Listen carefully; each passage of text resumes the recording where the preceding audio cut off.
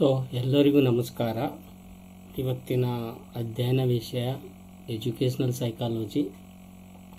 So ಅದರಲ್ಲಿ educational ಸೈಕಾಲಜಿಯಲ್ಲಿ ಈ ಅಧಿವೇಶನದಲ್ಲಿ ಬರ್ತಕ್ಕಂಥದ್ದು role of psychology in educational theory and practice.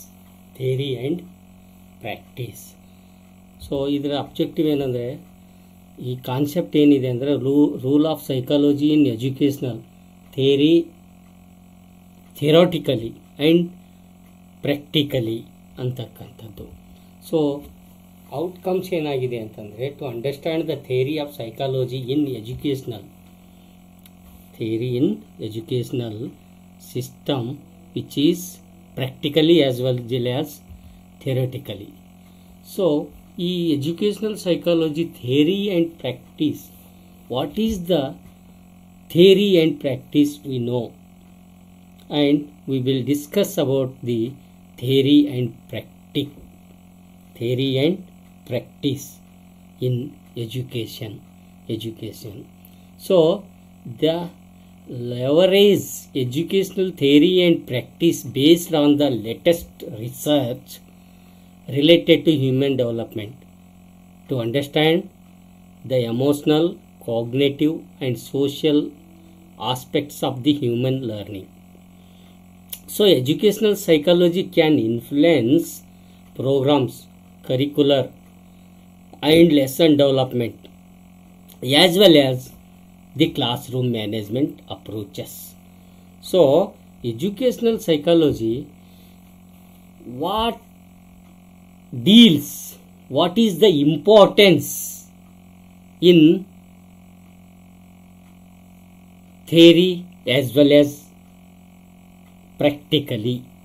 So the rule is, so psychologists working in the field of education to study how the people learn and retain knowledge, how they apply psychological science to improve the learning process and promote educational success for all students. Its importance is, so educational psychology more importance, how the theoretically converted in practice, how the theory converted into practice. So importance is, in so doing theory assist the educators and teachers to critically reflect on education policy issues that impact positively or negatively. Means this theory assists educators and teachers to critically reflect on education policy issues that impact positively or negatively on best practice in the classroom. It is therefore important to recognize the role that theory can play in educational research and practice in teacher education. So this is the importance of the educational psychology. So in practice, so again we discuss this thing on in term of Kannada. Again this concept of practice or theory converted into practice, discuss in Kannada term the word ಶಿಕ್ಷಣ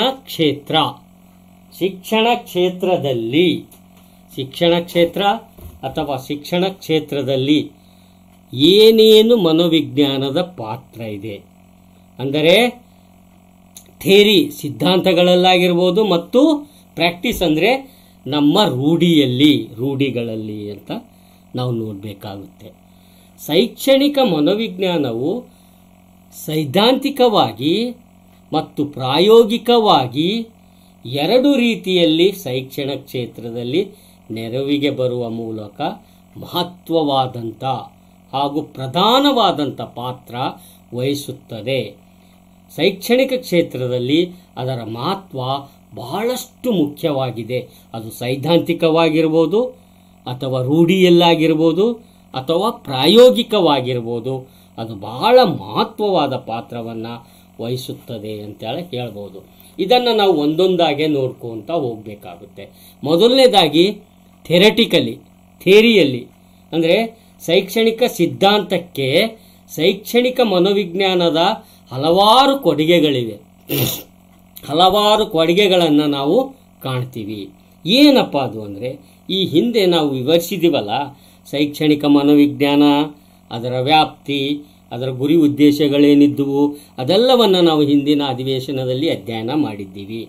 so ಅವೆಲ್ಲವನ್ನು, ಅಂದರೆ ಶೈಕ್ಷಣಿಕ ಮನೋವಿಜ್ಞಾನದ ಗುರಿಯಾಗಿರ್ಬೋದು, ಉದ್ದೇಶ ಆಗಿರ್ಬೋದು, ಅವೆಲ್ಲ ಸಾಧಿಸಲು ನಮಗೆ ಮನೋವಿಜ್ಞಾನ ಮಾರ್ಗದರ್ಶನ ನೀಡುತ್ತದೆ ಅಂತ ಹೇಳಬಹುದು. ಅಂದರೆ ಮಗುವಿನ ಶಿಕ್ಷಣ ಯಾವಾಗ ಪ್ರಾರಂಭವಾಗಬೇಕು ಮತ್ತು ಯಾವ ಹಂತದಲ್ಲಿ ಯಾವ ಪಾಠವನ್ನು, ಯಾವ ಒಂದು ಪಠ್ಯಕ್ರಮವನ್ನು, ಉತ್ತಮ ಕಲಿಕೆ ಯಾವ ರೀತಿ ಇರುತ್ತದೆ ಅನ್ನೋದು. ಅಂದರೆ ಆ ಮಗುವಿನ ಪಾಠ ಯಾವ ಥರನಾಗಿರಬೇಕು, ಯಾವಾಗ ಆರಂಭ ಮಾಡಬೇಕು, ಅದಕ್ಕೆ ಎಂಥ ಪಠ್ಯಕ್ರಮವನ್ನು ಆರಂಭಿಸಬೇಕು, ಮತ್ತು ಮಗುವಿಗೆ ಶಿಕ್ಷಣ ಯಾವಾಗ ಪ್ರಾರಂಭವಾಗಬೇಕು, ಯಾವ ಹಂತದಲ್ಲಿ ನಾವು ಪಾಠ ಹೇಳಬೇಕು, ಉತ್ತಮ ಕಲಿಕೆ ಯಾವ ರೀತಿ ಇರುತ್ತದೆ, ಈ ಮುಂತಾದ ಮಗುವನ್ನು ಓದುವುದು ಯಾವಾಗ, ಕಲಿಯುವುದು ಯಾವಾಗ, ಪ್ರಶ್ನೆಗಳಿಗೆ ಉತ್ತರಿಸುವ ಮೂಲಕ ಶೈಕ್ಷಣಿಕ ಸಿದ್ಧಾಂತದಲ್ಲಿ ನಾವು ಶೈಕ್ಷಣಿಕ ಮನೋವಿಜ್ಞಾನ ಪ್ರಮುಖ ಪಾತ್ರ ವಹಿಸುತ್ತದೆ ಅಂತ ಹೇಳ್ಬೋದು. ಅಂದರೆ ಶಿಕ್ಷಣದ ಗುರಿಯನ್ನು ಅರ್ಥ ಮಾಡಿಸುತ್ತದೆ. ಮೊದಲನೇದಾಗಿ ಹೇಳಬೇಕಾದ್ರೆ ಈ ಸಿದ್ಧಾಂತ ಅಂತಕ್ಕಂಥದ್ದು, ಈ ಶೈಕ್ಷಣಿಕ ಮನೋವಿಜ್ಞಾನ ಥಿಯರಿಟಿಕಲಿಯಾಗಿ ಏನೇನು ಮಾಡುತ್ತೆ ಅಂತಕ್ಕಂಥದ್ದು ಮೊದಲನೇದಾಗಿ ಶಿಕ್ಷಣದ ಗುರಿಯನ್ನು ಅರ್ಥ ಮಾಡಿಸುತ್ತದೆ.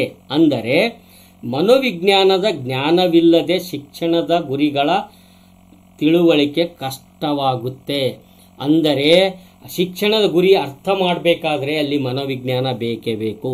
ಅದನ್ನು ಅರಿತುಕೊಳ್ಳಬೇಕಾದರೆ ಮನೋವಿಜ್ಞಾನ ಬೇಕೇ ಬೇಕು. ಮನೋವಿಜ್ಞಾನ ಇಲ್ಲ ಅಂದರೆ, ಅದರ ಮನೋವಿಜ್ಞಾನದ ಜ್ಞಾನನೇ ಇಲ್ಲ ಅಂದರೆ ಶಿಕ್ಷಣ ಏನು ಗುರಿಗಳನ್ನು ಹಾಕಿಕೊಂಡಿರುತ್ತೋ ಆ ಗುರಿಗಳು ಸಾಧಿಸಲು ಅಥವಾ ಆ ಗುರಿಗಳು ತಿಳುವಳಿಕೆಯಾಗಲು ಬಹಳ ಕಷ್ಟಕರವಾಗುತ್ತೆ. ಹಾಗಾಗಿ ಶೈಕ್ಷಣಿಕ ಮನೋವಿಜ್ಞಾನ ಥಿಯರಿಟಿಕಲಿ ಇಲ್ಲಿ ಅರ್ಥ ಮೂಡಿಸುತ್ತದೆ ಅಂತೇಳಿ ಹೇಳ್ಬೋದು. ಇಲ್ಲಿ ಕೆಲವೊಂದು ಪ್ರಯೋಗಗಳನ್ನು ಮಾಡಿದ್ದಾರೆ. ವರ್ತನವಾದಿಗಳ ಪ್ರಯೋಗಗಳನ್ನು ನಾವು ಇಲ್ಲಿ ಅಳವಡಿಸ್ಕೊಳ್ಬೋದು. BF ಸ್ಕಿನ್ನರ್ ಅಂತಕ್ಕಂಥ ಒಬ್ಬ ವರ್ತನವಾದಿ ಒಂದು ವರ್ತನೆಗೆ ಸಂಬಂಧಪಟ್ಟಂತೆ, ಕಲಿಕೆಗೆ ಸಂಬಂಧಪಟ್ಟಂತೆ ಅವನು ಒಂದು ಪ್ರಯೋಗವನ್ನು ಹಲವಾರು ಪ್ರಾಣಿಗಳೆಲ್ಲ ಮಾಡಿ ಹಲವಾರು ಪ್ರಾಣಿಗಳ ಮೇಲೆ ಉಪಯೋಗಿಸಿ ನಮಗೆ ಒಂದು ಅರ್ಥವನ್ನು ಕೊಡ್ತಾರೆ. ಏನು ಅಂದರೆ ಅವ್ರದ್ದೊಂದು ಸ್ಕಿನ್ನರ್ ಶೈಕ್ಷಣಿಕ ಮನೋವಿಜ್ಞಾನ ವಿದ್ಯಾರ್ಥಿಗಳಿಗೆ 2 ಗುರಿಗಳನ್ನು ಸಾಧಿಸಲು ಹೇಳಿದ್ದಾರೆ ಅಥವಾ ತಲುಪಿಸಲು ಹೇಳಿದ್ದಾರೆ. ಇವು ನೆರವಾಗುತ್ತವೆ ಇಂಥ ಪ್ರಯೋಗಗಳಂತ ನಾವು ಹೇಳಬಹುದು. ಮೊದಲನೇದಾಗಿ ಸ್ಕಿನ್ನರ್ ಅವರ ಪ್ರಕಾರ ಮಕ್ಕಳ ಜೀವನದಲ್ಲಿ ಒಂದು ಹಂತವನ್ನು ತಲುಪಲು ಮತ್ತು ಸೂಚನೆಯ ಗುಣಮಟ್ಟವನ್ನು ಸುಧಾರಿಸಿಕೊಳ್ಳಲು ಸಹಕರಿಸುತ್ತದೆ ಅಂತ ಹೇಳ್ತಾರೆ. ಎರಡನೇದು, ಶಿಕ್ಷಕರು ಮಗುವಿನ ಆಲೋಚನೆಗಳು, ಭಾವನೆಗಳು, ಸಂವೇಗಗಳು ಬಗ್ಗೆ ಅಂತರ್ದೃಷ್ಟಿ ಹೊಂದಿರಬೇಕು ಮತ್ತು ಆ ಅಂತರ್ದೃಷ್ಟಿಯಿಂದ ಮಾತ್ರ ಈಗಾಗಲೇ ನಿರ್ಧರಿಸಿದ ಗುರಿಯನ್ನು ತಲುಪಲು ಸಾಧ್ಯ ಎಂಬುದನ್ನು ತಿಳಿಸುತ್ತದೆ. ಸೊ ಹೀಗಾಗಿ ಉತ್ತಮ ಶಿಕ್ಷಣವನ್ನು ನೀಡಲು ಈ ರೀತಿಯ ಅಂತರ್ದೃಷ್ಟಿ ಮನೋವಿಜ್ಞಾನದ ಅಧ್ಯಯನದಿಂದ ಮಾತ್ರ ಶಿಕ್ಷಕರಿಗೆ ದೊರೆಯುತ್ತದೆ. ಅಂದರೆ ಇಲ್ಲಿ ವರ್ತನವಾದಿಗಳು ಮತ್ತು ಸಮಗ್ರತವಾದಿಗಳು ಅಂತ ಬರ್ತಾರೆ. ಅವ್ರು ಕೊಟ್ಟಂಥ ಕೊಡುಗೆ ಬಹಳ ಮುಖ್ಯವಾಗಿದೆ. ಆ ಸಿದ್ಧಾಂತ ಏನು ಅಂತಂದರೆ ನಿರ್ಬಂಧಿತ, ಅನುಬಂಧಿತ, ಶಾಸ್ತ್ರೀಯ ಅನುಬಂಧನ. ಈ ಮತ್ತೆ ಇನ್ನೊಂದು ಶಿಕ್ಷಣಕ್ಕೆ ಸಂಬಂಧಪಟ್ಟಂತೆ ಶಾಸ್ತ್ರೀಯ ಅನುಬಂಧನವಾಗಿರ್ಬೋದು, ಸ್ಕಿನ್ನರ್ ಅವರ ಅಪ್ರಿಂಟ್ ಆಗಿರ್ಬೋದು, ಕ್ರಿಯಾಜನ್ಯ ಅಂತ ಏನು ಕರಿತೀವಿ, ಕ್ರಿಯಾಜನ್ಯ ಅನುಬಂಧನವಾಗಿರಬಹುದು. ಈ ಎಲ್ಲವನ್ನ ಇದು ಥೆರಟಿಕಲಿ ನಾವು ನೋಡ್ತಾ ಹೋದರೆ ಅದರ ಉಪಯೋಗ ಆಗುತ್ತೆ. ಅದೇ ವರ್ತನವಾದಿಗಳಲ್ಲದೇ ಅವರ ಹೇಳಿರೋದಕ್ಕೆ ಇನ್ನೂ ವಿಸ್ತಾರವಾಗಿ ಹೇಳಿರ್ತಕ್ಕಂಥ ಸಮಗ್ರತವಾದಿಗಳು ಗೆಸ್ಟಾಲ್ಟ್ ಸೈಕಾಲಜಿಸ್ಟ್ ಅಂತ ಕರಿತೀವಿ. ಇಲ್ಲಿ ಸ್ಕಿನ್ನರ್ ಅವರು ಬಿಹೇರಿಸ್ಟಿಕ್ ಆದರೆ ಇವರು ಗೆಸ್ಟಾಲ್ಟ್ ಅವರು ಸಮಗ್ರವಾಗಿ ಹೇಳಿರ್ತಾರೆ. ಇವೆಲ್ಲವನ್ನು ಕೂಡ ಆ ಗುರಿ ಸಾಧಿಸಲು, ಗುರಿ ತಲುಪಲು ಸಹಾಯ ಮಾಡುತ್ತವೆ. ಇವೆಲ್ಲ ನಾವು ನೋಡ್ತೀವಿ. ಎರಡನೇದಾಗಿ ಮನೋವಿಜ್ಞಾನವು ಹೊಸ ದೃಷ್ಟಿಕೋನಗಳ ಕೊಡುಗೆಯಾಗಿದೆ ಅಂತ ಹೇಳ್ಬೋದು. ಹೊಸ ದೃಷ್ಟಿಕೋನಗಳ ಕೊಡುಗೆಯಾಗಿ ನೀಡಿದೆ ಅಂತ ಹೇಳ್ಬೋದು. ಅಂದರೆ ಏನು ಕೊಡುಗೆ ನೀಡಿದೆ ಅಂದರೆ, ಶಿಕ್ಷಕರಿಗೆ ಹೊಸ ವಿಧಾನಗಳನ್ನು ಮತ್ತು ಉತ್ತಮ ಕಲಿಕೆಯ ವಿಧಾನಗಳನ್ನು ಕೊಡುಗೆಯಾಗಿ ನೀಡಿರುವ ಮನೋವಿಜ್ಞಾನವು ಕಲಿಕೆಯ ಜೊತೆಗೆ ಇನ್ನಿತರ ಅಂದರೆ ಸಾಂಸ್ಕೃತಿಕ ಚಟುವಟಿಕೆಗಳು ಮತ್ತು ಕ್ರೀಡಾ ಚಟುವಟಿಕೆಗಳಂತಹ ಕಲಿಕೆಯನ್ನು ಸಂತೋಷದಾಯಕಗೊಳಿಸಲು ಸಾಧನಗಳನ್ನು ಒದಗಿಸಿದೆ ಅಂತೇಳಿ ಹೇಳ್ಬೋದು. ಇಂದಿನ ದಿನಗಳಲ್ಲಿ ನಾವು ನೋಡೋದಾದರೆ ಕಲಿಕೆಗೆ ಇರುವಷ್ಟೇ ಮಹತ್ವವನ್ನು ಇತರೆ ಸಾಂಸ್ಕೃತಿಕ ಚಟುವಟಿಕೆಗಳು ಮತ್ತು ಕ್ರೀಡೆಗೆ, ಸಂಗೀತಕ್ಕೆ, ಸಾಹಿತ್ಯಕ್ಕೆ ಮುಂತಾದ ಕ್ಷೇತ್ರಗಳಿಗೆ ಇದೆ. ಇದೆಲ್ಲವನ್ನು ಕೂಡ ಮನೋವಿಜ್ಞಾನ ಮಗುವಿನ ಸಾಮರ್ಥ್ಯದ ಆಧಾರದ ಮೇಲೆ ಒದಗಿಸಿಕೊಡುತ್ತೆ ಅಂತೇಳಿ ಹೇಳಬಹುದು. ಮತ್ತು ಮುಂದುವರೆದು ನಾವು ಹೇಳೋದಾದರೆ ಮನೋವಿಜ್ಞಾನ ಮತ್ತು ವ್ಯಕ್ತಿ ವೈವಿಧ್ಯತೆಗಳನ್ನು ನಾವು ಈ ಒಂದು ಇದರಲ್ಲಿ ನೋಡಬಹುದು. ಅಂದರೆ ಮನೋವಿಜ್ಞಾನವು ವ್ಯಕ್ತಿ ವೈವಿಧ್ಯತೆಗಳಿಗೆ ಹೆಚ್ಚು ಒತ್ತನ್ನು ನೀಡುತ್ತದೆ ಮತ್ತು ಶಿಕ್ಷಕರಿಗೆ ವಿವಿಧ ರೀತಿಯ ಶಿಕ್ಷಣವನ್ನು ನೀಡುವುದಕ್ಕೆ ಸಲಹೆಯನ್ನು ನೀಡುತ್ತದೆ. ಮನೋವಿಜ್ಞಾನವು ಈ ವ್ಯಕ್ತಿ ವೈವಿಧ್ಯತೆಗಳಿರುವ ಪ್ರಕಾರ ಶಿಕ್ಷಣವನ್ನು ನೀಡಬೇಕೆಂದು ಹೇಳುತ್ತದೆ. ಒಂದೇ ಸಮನಾದ ಶಿಕ್ಷಣ ಎಲ್ಲ ವಿದ್ಯಾರ್ಥಿಗಳಿಗೂ ರುಚಿಸುವುದಿಲ್ಲ, ಏಕೆಂದರೆ ಪ್ರತಿ ವಿದ್ಯಾರ್ಥಿಯು ಇನ್ನೊಬ್ಬನಿಗಿಂತ ಭಿನ್ನವಾಗಿರುತ್ತಾನೆ. ಶಿಕ್ಷಣ ಕ್ಷೇತ್ರದಲ್ಲಿ ಪ್ರತಿ ವಿದ್ಯಾರ್ಥಿಯು ಕಲಿಕೆಯ ಸಾಮರ್ಥ್ಯವು ವಿಭಿನ್ನವಾಗಿರುವುದರಿಂದ ಅವರ ಈ ಸಾಮರ್ಥ್ಯಕ್ಕನುಗುಣವಾದ ಶಿಕ್ಷಣ ಅಗತ್ಯವಾಗಿರುತ್ತೆ ಅಂತೇಳಿ ಹೇಳುತ್ತೆ. ಅಂದರೆ ದಡ್ಡರು, ಮಂದ ಬುದ್ಧಿಮಾಂದ್ಯರು ಮತ್ತು ವಿದ್ಯೆಯಲ್ಲಿ ಹಿಂದುಳಿದಿದ್ದವರು ಶಾರೀರಿಕ ಚಟುವಟಿಕೆಗಳಲ್ಲಿ, ಕ್ರೀಡೆಗಳಲ್ಲಿ ಸಮರ್ಥರಾಗಿರುತ್ತಾರೆ ಮತ್ತು ಬುದ್ಧಿವಂತರು ಇದಕ್ಕೆ ವ್ಯತಿರಿಕ್ತವಾಗಿರುತ್ತಾರೆ. ಇಂಥ ಹಲವು ವರ್ಗದ ವಿದ್ಯಾರ್ಥಿಗಳನ್ನು ಗುರುತಿಸಿ ತಕ್ಕ ಮಟ್ಟಿನ ಶಿಕ್ಷಣ ನೀಡುವ ವಿಧಾನವನ್ನು ಮನೋವಿಜ್ಞಾನ ವಿವರಿಸುತ್ತದೆ ಅಂತ ಹೇಳಬಹುದು. ಅದಲ್ಲದೆ ಮನೋವಿಜ್ಞಾನದ ಶಿಕ್ಷಣದ ವಿಧಾನಗಳು ಆಗಿರ್ಬೋದು, ಬೋಧನಾ ಪದ್ಧತಿಯಾಗಿರ್ಬೋದು, ಪಠ್ಯಕ್ರಮ ರಚನೆಯಾಗಿರ್ಬೋದು, ಇವೆಲ್ಲವನ್ನು ಕೂಡ ಹೇಳಿಕೊಡುತ್ತೆ ಅಂತ ಹೇಳಬಹುದು. ಹಲವಾರು ಮನೋವಿಜ್ಞಾನಿಗಳ ಪ್ರಕಾರ ಪಠ್ಯಕ್ರಮ ರಚನೆಯನ್ನು ವ್ಯಕ್ತಿ ವ್ಯತ್ಯಾಸದ ಆಧಾರದ ಮತ್ತು ವಯೋಮಾನ ಆಧಾರದಲ್ಲಿ ಮಾಡಬೇಕಾಗುತ್ತೆ ಅಂಥೇಳಿ ಹೇಳುತ್ತದೆ. ಈ ಶಿಕ್ಷಣವೆಂಬುದು ತೀರಾ ಸರಳವಾದ ಕ್ರಿಯೆ, ಆದರೆ ಶಿಕ್ಷಣವು ಶಿಕ್ಷಕರ ಜ್ಞಾನವನ್ನು ವಿದ್ಯಾರ್ಥಿಗಳಿಗೆ ವರ್ಗಾಯಿಸುವುದು ಮಾತ್ರವಾಗಿರದೆ ಸಂಕೀರ್ಣವಾದ ವ್ಯವಸ್ಥೆಯಾಗಿದ್ದು, ಶಿಕ್ಷಕರು ವಿದ್ಯಾರ್ಥಿಗಳ ಮನೋಭಾವ, ಅಭಿಕ್ಷಮತೆ, ಸಾಮರ್ಥ್ಯ ಮುಂತಾದ ಅಂಶಗಳನ್ನು ಪರಿಗಣಿಸಬೇಕೆಂಬುದನ್ನು ಸೂಚಿಸುತ್ತದೆ. ಕಲಿಕೆಯನ್ನು ಪರಿಣಾಮಕಾರಿಗೊಳಿಸಲು ಅತ್ಯುತ್ತಮ ಬೋಧನಾ ವಿಧಾನ ಮತ್ತು ಪರಿಕರಗಳ ಮೂಲಕ ಅವರ ಆಸಕ್ತಿ, ಅವಧಾನ, ಸ್ಮೃತಿ ಶಕ್ತಿಯನ್ನು ಹೆಚ್ಚಿಸಬೇಕೆಂಬುದು ಮನೋವಿಜ್ಞಾನ ತಿಳಿಸುತ್ತದೆ. ಏಕೆಂದರೆ ಕಲಿಯುವ ವಿಷಯದ ಬಗ್ಗೆ ಕಲಿಯುವವರಲ್ಲಿ ಇವೆಲ್ಲವುಗಳನ್ನಿದ್ದರೆ ಮಾತ್ರ ಕಲಿಕೆ ಸಾರ್ಥಕವಾಗುವುದು ಎಂದು. ಆದ್ದರಿಂದ ಈ ಮನೋವಿಜ್ಞಾನ ಅದರ ಪಠ್ಯಕ್ರಮ, ಅವರ ಆಸಕ್ತಿ, ಅವರ ಬೋಧನಾ ಪದ್ಧತಿ ಯಾವ ರೀತಿಯಾಗಿರಬೇಕು ಅನ್ನೋದು ಈ ಸೈದ್ಧಾಂತಿಕವಾಗಿ ಕಲಿಸಿಕೊಡುತ್ತದೆ. ಮತ್ತು ಮನೋವಿಜ್ಞಾನವು ಕಲಿಯುವವರನ್ನು ಹೆಚ್ಚು ಪ್ರೇರೇಪಿಸುತ್ತದೆ. ಯಾರು ಕಲಿಬೇಕಂತಿದ್ದಾರೆ ಅವರಿಗೆ ಶಿಕ್ಷಣ ಅಂದರೆ ಕಲಿಕೆನೇ, ಅದಕ್ಕೆ ಬಹಳ ಪ್ರೇರೇಪಣೆಯನ್ನು ಕೊಡುತ್ತೆ. ಮನೋವಿಜ್ಞಾನ ಶಿಕ್ಷಣ ಕ್ಷೇತ್ರದಲ್ಲಿ ಕಲಿಸುವವರು ಮತ್ತು ಕಲಿಯುವ ವಸ್ತುಗಳ ಜೊತೆಗೆ ಕಲಿಯುವವರ ಬಗ್ಗೆ ಹೆಚ್ಚಿನ ಗಮನ ನೀಡುತ್ತದೆ. ಯಾಕೆಂದರೆ ಕಲಿಸುವವರು ಮತ್ತು ಕಲಿಯುವ ವಸ್ತು ಎಷ್ಟು ಪರಿಣಾಮಕಾರಿಯಾಗಿದ್ದರೂ ಕಲಿಯುವವರ ಮನೋಭಾವ, ಸಂವೇಗಗಳು, ಭಾವನೆಗಳು, ಆಸಕ್ತಿ ಈ ಮುಂತಾದ ಅಂಶಗಳು ಅದಕ್ಕೆ ಪೂರಕವಾಗಿರದಿದ್ದರೆ ಕಲಿಕೆ ಸಾಗುವುದಿಲ್ಲ. ಹೀಗಾಗಿ ಶಿಕ್ಷಣ ತ್ರಿಯಾಯಾಮಗಳಲ್ಲಿ ಪ್ರಕ್ರಿಯೆಯಾಗಿರುವುದರಿಂದ ಕಲಿಸುವ ವಸ್ತು ಮೂರು ಕಡೆಗಳಿಂದ ಉತ್ತಮ ಸಂಯೋಜನೆ ಇದ್ದಾಗ ಮಾತ್ರ ಕಲಿಕೆ ಪೂರ್ಣವಾಗುತ್ತದೆ. ಇವೆಲ್ಲವನ್ನು ಮನೋವಿಜ್ಞಾನ ವಿವರಿಸಿ ಕಲಿಯುವವರನ್ನು ಪ್ರೇರೇಪಿಸುತ್ತದೆ ಅಂತ ಹೇಳಬಹುದು. ತರಗತಿ ಕಲಿಕೆಯ ಸ್ವರೂಪವನ್ನು ವಿವರಿಸುತ್ತದೆ. ಅಂದರೆ ಕ್ಲಾಸ್ ರೂಮ್ ಅಂತಕ್ಕಂಥದ್ದು ಅದನ್ನು ಒಂದು ಕಲಿಕೆಗೆ ಪೂರಕವಾಗಿರಬೇಕು. ಅದರ ಸ್ವರೂಪವನ್ನು ಮನೋವಿಜ್ಞಾನ ಹೇಳಿಕೊಡುತ್ತದೆ. ಅಂದರೆ ಶಿಕ್ಷಕರಿಗೆ ಶಾಲೆ ವಾತಾವರಣ ಆಗಿರ್ಬೋದು, ತರಗತಿ ವ್ಯವಸ್ಥೆಗೊಳಿಸುವಿಕೆ, ಬೋಧನಾ ವಿಧಾನ, ಸಾಮಗ್ರಿ ಬಳಕೆ ಮುಂತಾದವುಗಳ ಬಗ್ಗೆ ಅರಿವು ಮೂಡಿಸುವ ಮನೋವಿಜ್ಞಾನ ತರಗತಿಯಲ್ಲಿ ಕಲಿಕೆ ಹೇಗಿರಬೇಕು ಎಂಬುದನ್ನು ತಿಳಿಸುತ್ತದೆ. ಈ ರೀತಿ ವಿದ್ಯಾರ್ಥಿಗಳಿಗೂ ಕೂಡ ಉತ್ತಮ ಶಾಲಾ ವಾತಾವರಣವನ್ನು ನಿರ್ಮಿಸಲು ಶಿಕ್ಷಕರಿಗೆ ಸಲಹೆ ಮಾಡುವ ಮೂಲಕ ಕಲಿಕೆಯಲ್ಲಿ ಸಮರ್ಥಕರಾಗುವಂತೆ ಪ್ರೇರೇಪಿಸುತ್ತದೆ. ಕಲಿಕೆಯ ಫಲಿತಾಂಶವನ್ನು ಅಳೆದು ಮುಂದೆ ಕೈಗೊಳ್ಳಬೇಕಾದ ವಿಧಾನಗಳನ್ನು ಕೂಡ ಮನೋವಿಜ್ಞಾನ ಸೂಚಿಸುತ್ತದೆ. ಇವೆಲ್ಲವೂ ಸಿದ್ಧಾಂತವನ್ನು ನಾವು ಇಲ್ಲಿ ಕಾಣ್ತೀವಿ. ಅದಲ್ಲದೆ ಮನೋವಿಜ್ಞಾನ ಮತ್ತು ವಿಕಾಸದ ಹಂತಗಳು ಕೂಡ ನಾವು ಇಲ್ಲಿ ಕಾಣ್ತೀವಿ. ಮಕ್ಕಳ ಬೆಳವಣಿಗೆ ಮತ್ತು ಆ ವಿಕಾಸದ ಹಂತಗಳಿಗೆ ಅನುಗುಣವಾಗಿ ಪ್ರತಿ ಹಂತದಲ್ಲೂ ಅವರ ಅಗತ್ಯತೆಗಳು, ಸಾಮರ್ಥ್ಯ, ಆಸಕ್ತಿ ಮುಂತಾದ ಮಾನಸಿಕ ಪ್ರಕ್ರಿಯೆಗಳನ್ನು ಗಮನಿಸಿ ಶಿಕ್ಷಣ ನೀಡಬೇಕೆಂಬುದು ಮನೋವಿಜ್ಞಾನ ಸಲಹೆ ನೀಡುತ್ತದೆ ಅಥವಾ ಸಲಹೆಯನ್ನು ಮಾಡುತ್ತದೆ ಅಂತ ನಾವು ಹೇಳ್ಬೋದು. ಪ್ರತಿ ಹಂತದಲ್ಲಿ ಅವರ ವರ್ತನೆ ಹೇಗಿರಬೇಕೆಂದು ತಿಳಿಸಿದ ಹಾಗೆ ಅದನ್ನು ಬದಲಾಯಿಸಲು ಶಿಕ್ಷಕರಿಗೆ ನೆರವಾಗುತ್ತದೆ ಅಂತೇಳಿ ಹೇಳ್ಬೋದು. ಹೀಗಾಗಿ ಹಂತದಿಂದ ಹಂತಕ್ಕೆ ಶಿಕ್ಷಣದ ಸ್ವರೂಪ ಬದಲಾಗುತ್ತದೆ. ವಿಕಾಸಕ್ಕೆ ಅನುಗುಣವಾಗಿ ಕಲಿಕೆಯನ್ನು ಪರಿಣಾಮಕಾರಿಗೊಳಿಸಲು ಆಧುನಿಕ ಶಿಕ್ಷಣ ನೀಡಲು ಮನೋವಿಜ್ಞಾನ ಸಲಹೆ ನೀಡುತ್ತದೆ ಅಂತ ಹೇಳ್ಬೋದು. ಇವಲ್ಲದೇ ಮಕ್ಕಳ ಸಮಸ್ಯೆಗಳನ್ನು ತಿಳಿದುಕೊಂಡು ಅವುಗಳಿಗೆ ಪರಿಹಾರ ನೀಡತಕ್ಕಂಥದ್ದು, ಮಾನಸಿಕ ಆರೋಗ್ಯದ ಜ್ಞಾನ ಹೊಂದಿರತಕ್ಕಂಥದ್ದು, ಸಂಶೋಧನೆಗೆ ಉತ್ತೇಜನ ನೀಡತಕ್ಕಂಥದ್ದು, ಧನಾತ್ಮಕ ಆವೃತ್ತಿ ಬೆಳೆಸಲು ಸಹಾಯ ಮಾಡುತ್ತದೆ, ಸಮೂಹಗತಿಶೀಲತೆ ಮತ್ತು ಸಾಮಾಜಿಕ ವರ್ತನೆಗಳ ವೃದ್ಧಿಗೆ ನೆರವು ನೀಡುತ್ತದೆ. ಅದಲ್ಲದೆ ವಿದ್ಯಾರ್ಥಿ ತನ್ನನ್ನು ತಾನು ಅರಿತು ತನ್ನ ಜೀವನವನ್ನು ಸಮರ್ಪಕವಾಗಿ ರೂಪಿಸಿಕೊಳ್ಳುವಲ್ಲಿ ಶಿಕ್ಷಕರ ಪಾತ್ರ ಏನು ಎಂಬುದನ್ನು ಶೈಕ್ಷಣಿಕ ಮನೋವಿಜ್ಞಾನ ವಿವರಿಸುತ್ತದೆ.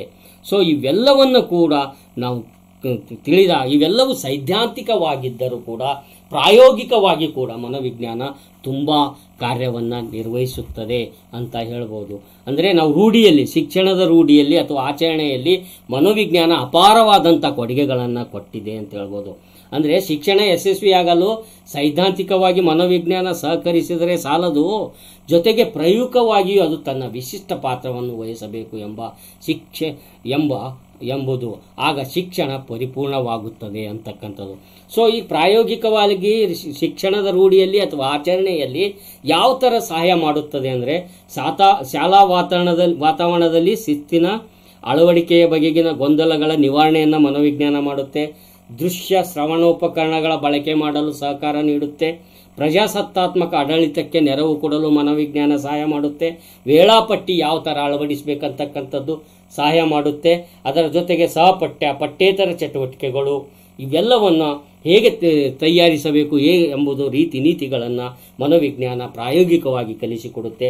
ಮತ್ತು ಹೊಸ ನ್ಯೂ ಟೀಚಿಂಗ್ ಮೆಥಡ್ ಅಂತೀವಿ, ಹೊಸ ಬೋಧನಾ ಪದ್ಧತಿ, ಬೋಧನಾ ವಿಧಾನ, ಅವುಗಳ ಅನ್ವೇಷಣೆಗಳ ಬಳಕೆ ಮತ್ತು ಪಠ್ಯಕ್ರಮಗಳ ತಯಾರಿ ಈ ಮುಂತಾದ ಎಲ್ಲ ಕ್ಷೇತ್ರಗಳಲ್ಲಿ ಮನೋವಿಜ್ಞಾನ ಪ್ರಾಯೋಗಿಕವಾಗಿ ಸಹಕಾರಿಯಾಗುತ್ತದೆ ಅಂಥೇಳಿ ನಾವು ಹೇಳ್ಬೋದು. ಸೊ ಇಷ್ಟು ಮನೋವಿಜ್ಞಾನದ ಶೈಕ್ಷಣಿಕ ಮನೋವಿಜ್ಞಾನದಲ್ಲಿ ಮನೋವಿಜ್ಞಾನ ಪ್ರಾಯೋಗಿಕವಾಗಿ ಮತ್ತು ಸೈದ್ಧಾಂತಿಕವಾಗಿ ತನ್ನ ಪಾತ್ರವನ್ನು ನಿರ್ವಹಿಸುತ್ತದೆ ಅಂತ ಹೇಳ್ಬೋದು. ಈ ಒಂದು ಸೆಷನ್ನಲ್ಲಿ ಮನೋವಿಜ್ಞಾನ ಕ್ಷೇತ್ರದಲ್ಲಿ ಅಥವಾ ಶಿಕ್ಷಣ ಕ್ಷೇತ್ರದಲ್ಲಿ ಮನೋವಿಜ್ಞಾನದ ಪಾತ್ರ ಯಾವ ಥರವಾಗಿರುತ್ತೆ ಅಂದರೆ ಇಲ್ಲಿ ನಾವು ಕಂಡುಕೊಂಡಿವಿ. ಅಂದರೆ ಒಂದು ಸೈದ್ಧಾಂತಿಕವಾಗಿ, ಇನ್ನೊಂದು ಪ್ರಾಯೋಗಿಕ ಅಂತಂದರೆ ಸಿದ್ಧಾಂತದಲ್ಲಿ ನಾವು ನೋಡೋದಲ್ಲದೆ ರೂಢಿಯಲ್ಲಿ, ಆಚರಣೆಯಲ್ಲಿ ಮತ್ತು ತಮ್ಮ ಪ್ರಾಯೋಗಿಕವಾಗಿ ಅಂದರೆ ಆಚರಣೆಯಲ್ಲಾಗಿರ್ಬೋದು, ರೂಢಿಯಲ್ಲಾಗಿರ್ಬೋದು ಹಲವಾರು ಕೊಡುಗೆಗಳು ಈ ಮನೋವಿಜ್ಞಾನ ಸೈದ್ಧಾಂತಿಕ ಜೊತೆಗೆ ರೂಪಿಸಿಕೊಟ್ಟಿದೆ. ಹಲವಾರು ಪ್ರಯೋಗಗಳನ್ನು ಮನೋವಿಜ್ಞಾನಿಗಳು ಕಂಡುಕೊಂಡು ಅದರ ರೂಪುರೇಷೆಗಳನ್ನು ಹೇಳಿ ಶಿಕ್ಷಣ ಯಾವ ಥರ ಇರಬೇಕು, ಕಲಿಕೆ ಯಾವ ಥರ ಆಗುತ್ತೆ ಅಂತಕ್ಕಂಥದ್ದು ಪ್ರಯೋಗಗಳನ್ನು ಪ್ರಯೋಗಗಳನ್ನು ಮಾಡಿ, ಅಂದರೆ ಹಲವಾರು ಎಕ್ಸ್ಪೆರಿಮೆಂಟ್ಗಳನ್ನು ಕಂಡಕ್ಟ್ ಮಾಡಿ ಒಂದು ಕೊನೆಯ ನಿರ್ಣಯಕ್ಕೆ ಬಂದು ಈ ರೀತಿ ಇರಬೇಕು ಅಂತೇಳಿ ಹೇಳಿಕೊಟ್ಟಿರುತ್ತೆ ಅಂತೇಳಿ ಹೇಳ್ಬೋದು. ಇದು ಬಹಳ ಮುಖ್ಯವಾದಂಥ ಪಾತ್ರ ಮನೋವಿಜ್ಞಾನ ಶಿಕ್ಷಣದಲ್ಲಿ ವಹಿಸುತ್ತದೆ. ಶಿಕ್ಷಣ ಕ್ಷೇತ್ರದಲ್ಲಿ ಮನೋವಿಜ್ಞಾನದ ಪಾತ್ರ ಬಹಳ ಮುಖ್ಯವಾಗಿದೆ ಅಂತೇಳಿ ನಾವು ಹೇಳ್ಬೋದು. ಅದು ಸೈದ್ಧಾಂತಿಕವಾಗಿರ್ಬೋದು, ಪ್ರಾಯೋಗಿಕವಾಗಿರ್ಬೋದು ಅಂತೇಳಿ ಈ ಒಂದು ಅಧಿವೇಶನದಲ್ಲಿ ಈ ಶಿಕ್ಷಣದಲ್ಲಿ ಮನೋವಿಜ್ಞಾನದ ಪಾತ್ರ ಏನು, ಅದರ ಪಾತ್ರ ಯಾವ ಥರ ಆಗಿದೆ ಅಂತಕ್ಕಂಥದ್ದು ಈ ಒಂದು ಸೆಷನ್ನಲ್ಲಿ ಅಥವಾ ಈ ಅಧಿವೇಶನದಲ್ಲಿ ನಾವು ಮುಗಿಸಿದ್ದೀವಿ. ಮುಂದಿನ ಕ್ಲಾಸಲ್ಲಿ, ಮುಂದಿನ ಅಧಿವೇಶನದಲ್ಲಿ ಮತ್ತೆ ಬೇರೆ ಬೇರೆ ವಿಷಯಗಳನ್ನು ಅಧ್ಯಯನ ಮಾಡೋಣ. ಎಲ್ಲರಿಗೂ ಧನ್ಯವಾದ. Thank you one and all. Thank you all.